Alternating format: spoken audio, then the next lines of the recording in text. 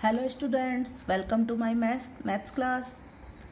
आज बच्चों हम ले रहे हैं कक्षा 10th की प्रश्नावली 1.3 का प्रश्न 2। सिद्ध कीजिए कि 3 + 2√5 एक अपरिमेय संख्या है। तो हमें ये सिद्ध करना है कि यह अपरिमेय संख्या है। इसको हम किस तरीके से हल करेंगे? हम इसको विरोधाभास से करेंगे, यानी हम विपरीत मानेंगे। यहाँ पर हमें सिद्ध करना है कि ये एक अपरिमेय संख्या है, तो इसके विपरीत हम मानेंगे कि माना 3 + 2√5 एक परिमेय संख्या है। हम इसको क्या मान लेंगे? परिमेय संख्या। और आप जानते हैं परिमेय संख्या को किस रूप में प्रदर्शित किया जा सकता है? P/Q के रूप में। तो हम इसको लिख सकते हैं 3 + 2√5 = P/Q, जहाँ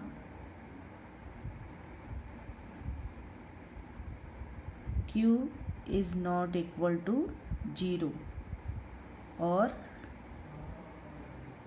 P व Q पूर्णांक हैं। क्योंकि हमने इसको परिमेय संख्या माना है, इसलिए चूंकि परिमेय संख्या को P/Q के रूप में लिख सकते हैं, इसलिए हमने 3 + 2√5 को क्या लिख दिया? P/Q, जहाँ पर Q हमारा कभी भी, क्योंकि किसी भी परिमेय संख्या में जो हर संख्या है वो 0 नहीं होनी चाहिए, और P और Q क्या है? पूर्णांक है। अब हम यहाँ पर क्या करते हैं?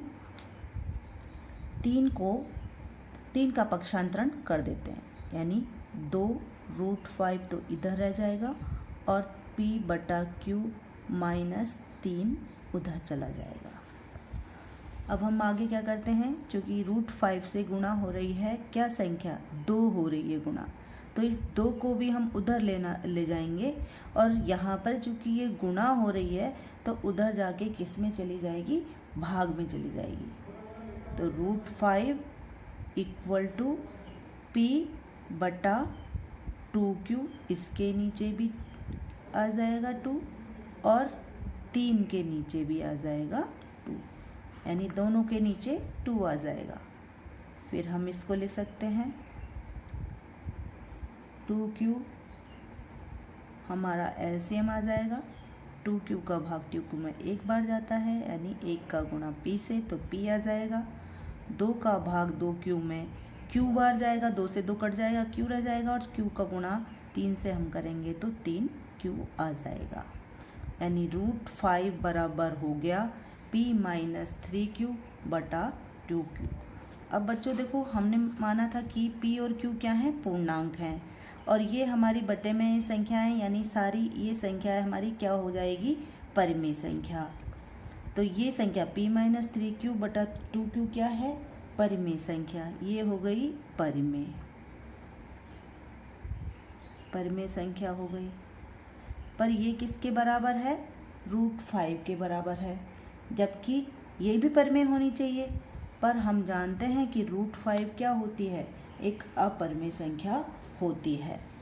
यहाँ हमने परिमेय, तो √5 भी परिमेय संख्या होगी। यदि ये परिमेय संख्या है और इसकी बराबर में √5 है, तो √5 भी परिमेय संख्या होना चाहिए, परिमेय संख्या होगी। परंतु √5 एक अपरिमेय संख्या है, जो कि हम जानते हैं √5 क्या है? एक अपरिमेय संख्या, क्योंकि हम इसको पहले भी सिद्ध कर चुके हैं। तो ये क्या आया? एक विरोधाभास आया कि यहाँ पर तो आ रहा है ये परिमेय संख्या, परंतु ये कैसी संख्या है? ये अपरिमेय संख्या। तो यह विरोधाभास किस लिए आया है? यह विरोधाभास इसलिए आया है क्योंकि हमने ये कल्पना की कि 3 + 2√5 एक परिमेय संख्या है, वो ही हमने गलत कल्पना की है, यानी ये परिमेय न होकर के क्या है? अपरिमेय संख्या है। यह विरोधाभास हमारी गलत कल्पना कि 3 + √5 एक परिमेय संख्या है, क्या है, के कारण आया है, कारण आया है। अतः 3 + 2√5 क्या है? एक अपरिमेय संख्या है।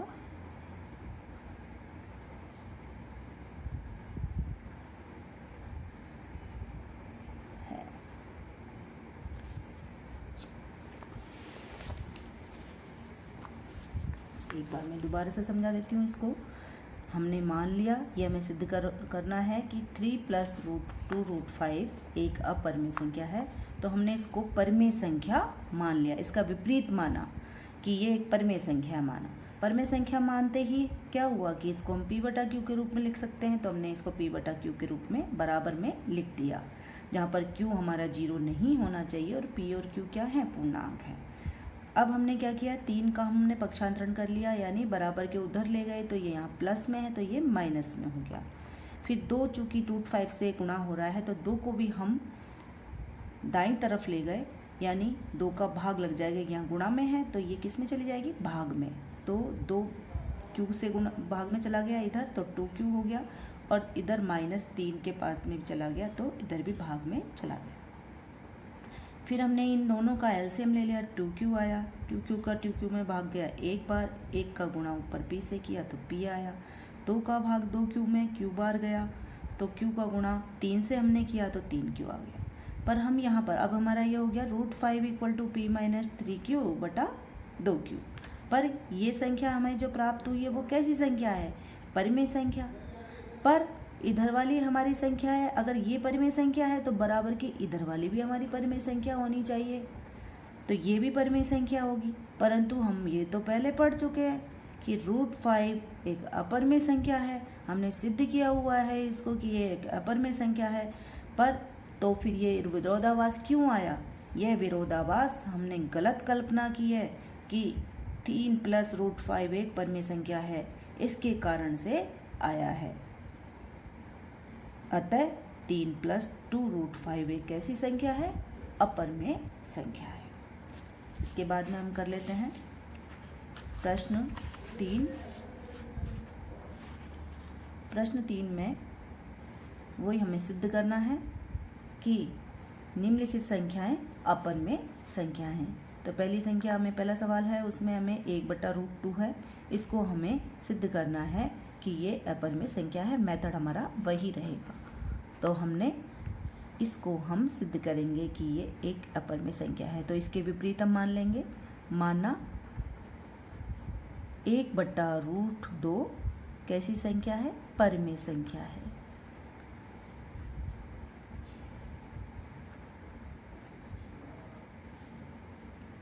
अगर अब ये परिमेय संख्या है तो इसको किसके बराबर हम लिख सकते हैं? p/q के बराबर, जहाँ q ≠ 0 और p व q पूर्णांक है। ठीक है, अब इसको हम करके देखते हैं। तो क्रॉस मल्टीप्लिकेशन कर लेते हैं। q का गुणा 1 से करेंगे तो क्या आ जाएगा? q, और √2 उधर चला जाएगा, यानी √2p। ठीक है बच्चों, अब इससे हमको इस p को हटाना है, यानी यहाँ गुणा हो रहा है p, तो ये इसके किसके नीचे आ जाएगा? q के नीचे, यानी q/p हो जाएगा और बराबर √2। अब देखिए वही हमारे जैसा हमने इससे पहले वाले सवाल में किया था, इधर हमारा क्या है? q/p, और इधर क्या है? √2। ये कैसी संख्या है? हमारी परिमेय संख्या, क्योंकि जब ये पूर्णांक है ये भी पूर्णांक है, तो q/p हमारी क्या हो गई? ये परिमेय संख्या प्राप्त हुई है हमें इधर। जबकि हमारी ये कैसी संख्या है? अपरिमेय संख्या है। तो वही परिमेय संख्या अपरिमेय संख्या के बराबर कैसे हुई, ये एक विरोधाभास है। और विरोधाभास क्यों हुआ है, क्योंकि हमने कल्पना ही गलत की है कि ये हमारी परिमेय संख्या है। इसका मतलब ये कैसी संख्या है, अपरिमेय संख्या है। तो हम यहाँ पर लिख देंगे Q/P एक परिमेय संख्या है जो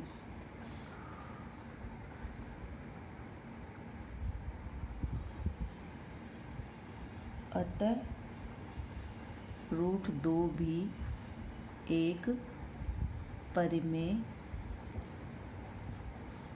संख्या होगी। परंतु √2 कैसी संख्या है, अपरिमेय संख्या है, क्योंकि √2, √5, √7, √11 ये सारी कैसी होती हैं, अपरिमेय संख्याएं होती हैं। और इनको हम पहले सिद्ध कर चुके हैं और हमें सिद्ध करना आता है।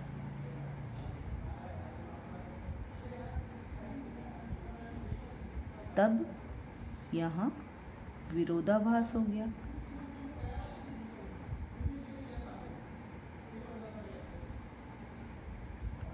कि एक तरफ तो ये हमारी यहाँ परिमेय आ रही है और वैसे हम जानते हैं ये अपरिमेय है। और इस विरोधाभास का कारण क्या है, इस विरोधाभास का कारण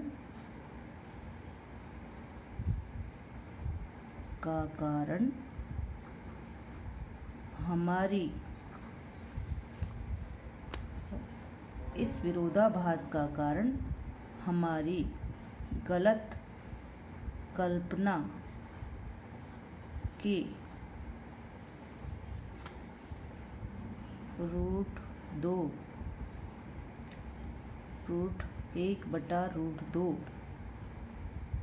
एक परिमेय संख्या है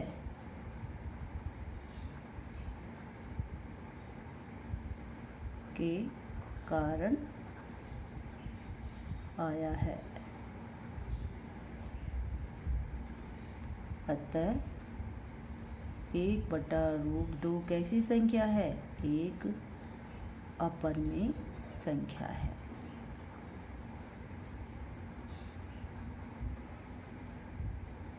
हम जब पूरा लिखेंगे इसको तब हमें फुल मार्क्स मिलते हैं, तो ये आप ध्यान रखना, हमें ये पूरा लिखना पड़ेगा। नेक्स्ट सवाल हमारा इसका सेकंड है।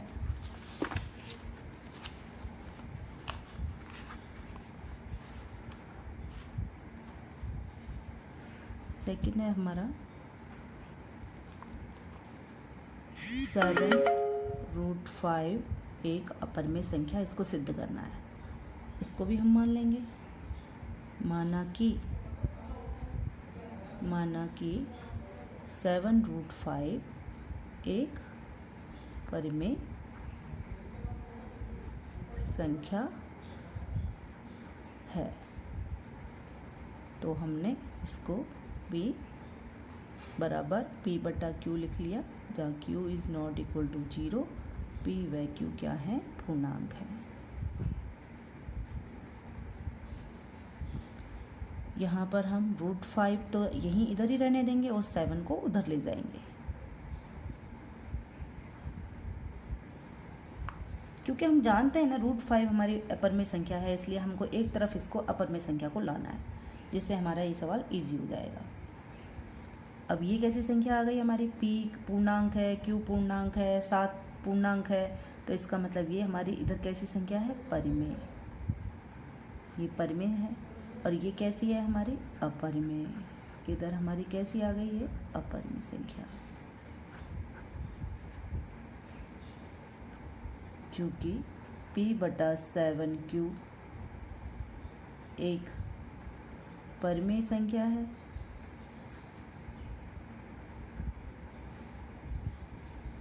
अतः √5 भी एक परिमेय संख्या होगी।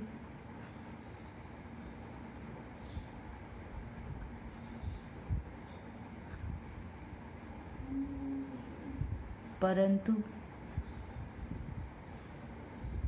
√5 कैसी संख्या है? अपरिमेय संख्या है।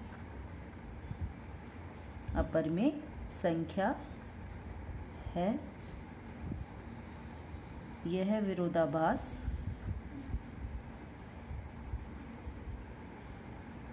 हमारी गलत कल्पना कि 7√5 एक परिमेय संख्या है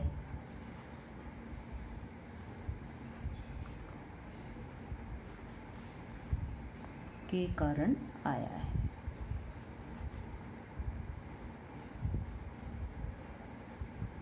अतः हम कह सकते हैं कि 7√5 एक अपरिमेय संख्या है।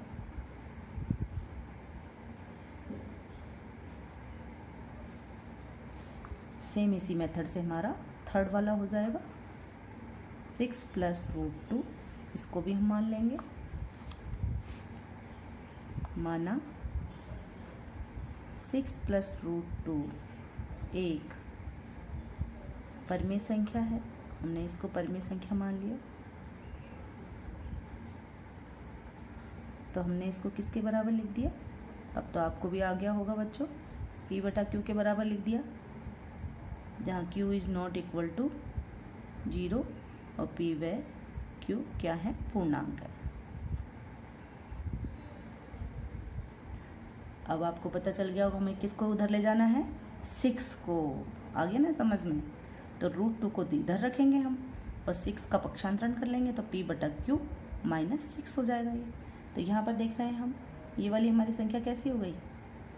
ये एक परिमेय संख्या है हमारी P/Q, क्योंकि P और Q को पूर्णांक है। परिमेय में से परिमेय घटाने पर परिमेय ही आती है। तो ये तो हमारी संख्या हो गई परिमेय। चूँकि इसको चाहे आप ऐसे भी लिख सकते हैं, P - 6Q/Q, इस रूप में भी लिख सकते हैं।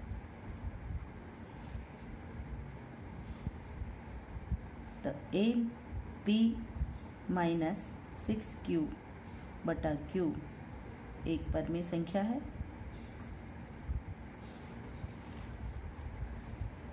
P - 6Q/Q एक परिमेय संख्या है। अतः √2 भी क्या होगी? √2 भी एक परिमेय संख्या ही होगी ना बच्चों।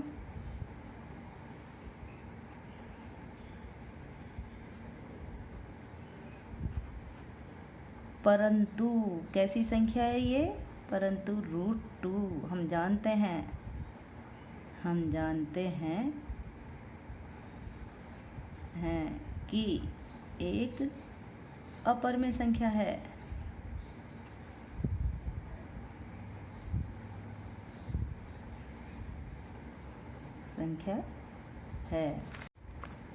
यह विरोधाभास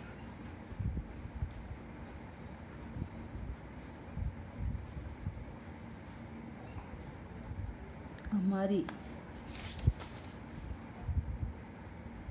गलत कल्पना कि 6 + √2 एक परिमेय संख्या है। हमने परिमेय संख्या मान लिया था ना इसको, के कारण उत्पन्न हुआ है।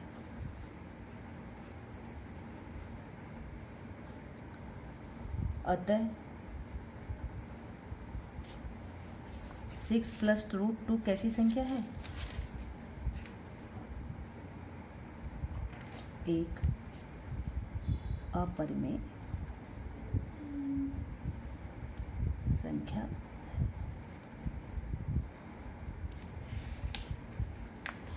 आपको एग्ज़ाम में बच्चों इस प्रकार से ही लिखना है ताकि आपके फुल मार्क्स आ सकें।